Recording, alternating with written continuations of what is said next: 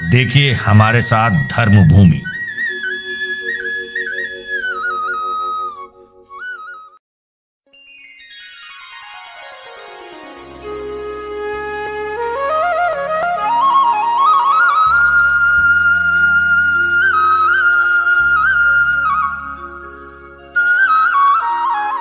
कर्पूर गौरम करुणावतारम संसार सारम भुजगेंद्रहारम सदा वसंतम हृदयारविंदे भवम भवानी सहितम नमामि।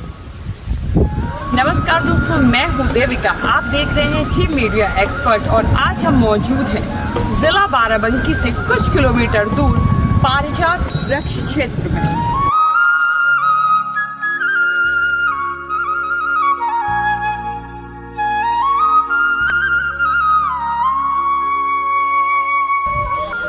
यहाँ पे कौन सा मंदिर है पास में? राम सीता। राम सीता। और पारिजात का वृक्ष? हाँ वही है, अंदर है, मंदिर है, हनुमान जी के है और पहले बाबा के भी हो और जब अगरबत्ती और चुंदरी पान के।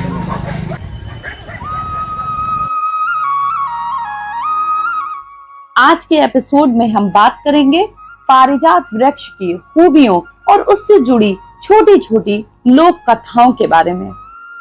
पांडव की मां कुंती के नाम पर रखा गया किंतूर गांव जिला बाराबंकी से लगभग 38 किलोमीटर दूर पूर्व दिशा में है और इस जगह के आसपास प्राचीन मंदिर और उनके बहुत सारे अवशेष हैं।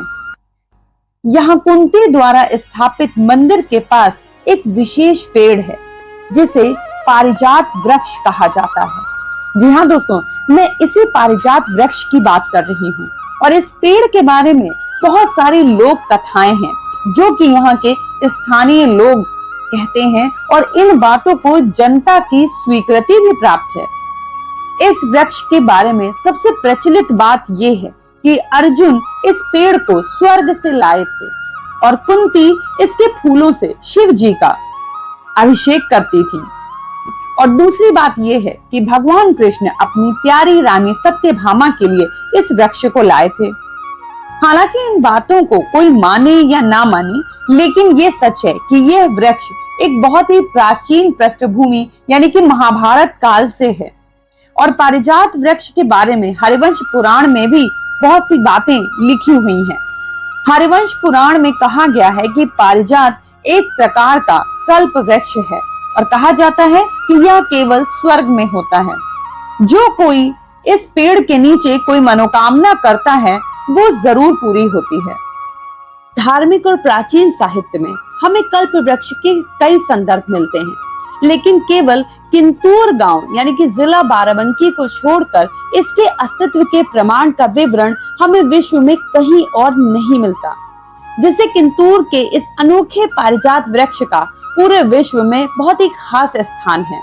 और अगर वनस्पति विज्ञान के संदर्भ में बात करें तो पारिजात को एडानसोनिया डिजिटाटा कहते हैं और इस वृक्ष को एक स्पेशल क्लास में रखा गया है क्योंकि यह वृक्ष अपने फल या उसके बीज का उत्पादन नहीं करता है। ना बड़ी अजीब सी बात। तो आप भी देख रहे होंगे कि इसमें कोई भी आपको इस वृक्ष में कोई भी फल या फूल नहीं दिख रहा होगा। तो ये तो थी फल की बात। अभी आगे हम बात करेंगे इसके फूलों के बारे में। और इस वृक्ष के बारे में एक और खास बात कि इसकी शाखा की कलम से एक दूसरा पारिजात वृक्ष भी उत्पन्न नहीं किया जा सकता। तो ये सब वजह है जिसकी वजह से ये वृक्ष बहुत ही स्पेशल, बहुत ही खास माना जाता है। और रिसर्चर्स और साइंटिस्ट इस वृक्ष को एक यूनिसेक्स मेल ट्री कहते हैं, यानी कि एक पुरुष वृक्ष मानते हैं और इसके जैसा कोई और पेड़ कहीं नहीं मिला है। अब हम बात करते हैं इस वृक्ष के निचले हिस्से की, इस वृक्ष की पत्तियों की। तो आप देख पा रहे होंगे कि इस वृक्ष को, इस पेड़ को पूरा लोहे की रेलिंग से कवर कर रखा है, तो हम इसके पास नहीं जा सकते। लेकिन आप देख रहे हैं अगर इनकी पत्तियों को, तो इनकी पत्तियों का जो शेप है वो हाथ की उंगलियों की तरह है, यानी कि 5 युक्तियां वाली हैं। और अब हम बात करते हैं इसके फूल की। आप सोच रहे होंगे कि इस वृक्ष में ना तो कोई फल दिख रहा है ना कोई फूल। जी हाँ, इसके फूल से जुड़ी भी एक खास बात है कि इसका फूल ऐसा तो बहुत ही खूबसूरत होता है और सफेद रंग का होता है और जब यह सूख जाता है तो सोने के रंग का हो जाता है। इसके फूल की 5 पंखुड़ियां होती हैं, लेकिन इस पेड़ पर बेहद कम बार और बहुत ही कम संख्या में फूल खिलते हैं और कहते हैं बहुत ही खुशनसीब लोग ही उस फूल के दर्शन कर पाते हैं।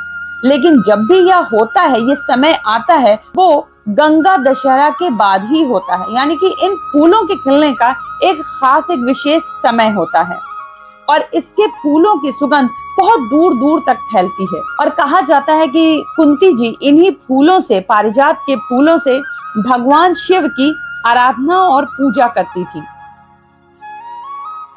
ये बहुत ही प्राचीन वृक्ष है और इस पेड़ की आयु लगभग 1000 से 5000 वर्ष तक मानी जाती है। अगर हम इस पेड़ के तने की बात करें तो आप देख सकते हैं कि ये पेड़ कितने फैलाव में फैला हुआ है। इसका जो तना है वो कितना चौड़ा है। इसकी परिधि लगभग 50 फीट और ऊंचाई लगभग 45 फीट है। और एक और बहुत ही लोकप्रिय बात जो इस वृक्ष के बारे में प्रचलित है कि इसकी शाखाएं टूटती या सूखती नहीं है आम पेड़ों की तरह, बल्कि वह मूल तने में सिकुड़ जाती हैं। तो है ना अजीब सी बात। और कहते हैं कि फिर वो बाद में अपने आप ही गायब हो जाती हैं।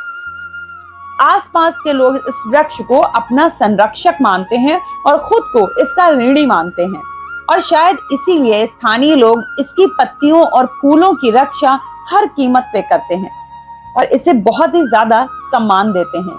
इसके अलावा यहाँ बहुत ही अतुलनीय अद्वितीय वृक्ष को, इस पेड़ को देखने के लिए आते हैं, इसके दर्शन के लिए आते हैं, जैसे कि हम और आप आए हैं।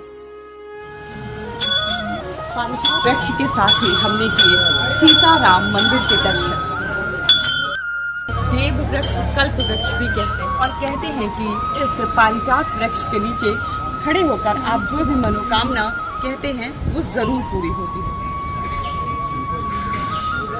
तो दोस्तों आज के एपिसोड में हमने दर्शन कराया आपको पारिजात वृक्ष का और अगले एपिसोड में ऐसे ही किसी रोचक जानकारी पौराणिक कथा के साथ होगी फिर आपसे मुलाकात। तब तक के लिए दीजिए इजाजत अपनी होस्ट देविका को।